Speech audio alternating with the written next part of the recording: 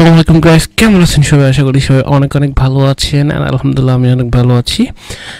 আজকে থেকে আমরা একটা সিরিজ শুরু করতে যাচ্ছি, যেখানে আমরা কমপ্লিট একটা নোটস অ্যাপ তৈরি করব এবং আমি আপনাদেরকে স্টেপ বাই স্টেপ প্রত্যেকটা বিষয় ধরে ধরে শেখাবো, যাতে আপনারা ফুল কনসেপ্টগুলো ক্লিয়ার হতে পারেন।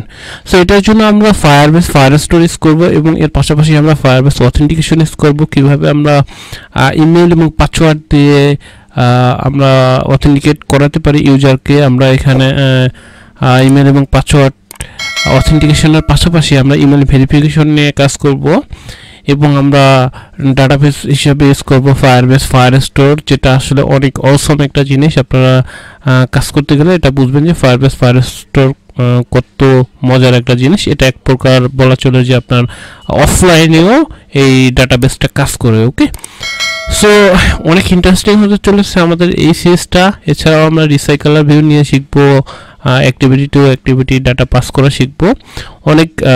অনেক বিষয় আসলে শিখবো আমরা। আমি এখন থেকে ডিসিশন নিয়েছি যে আমি আপনাদের জন্য ভিডিওগুলো সিরিজ বাই সিরিজ, অর্থাৎ কমপ্লিট প্রজেক্ট নিয়ে ভিডিও করব।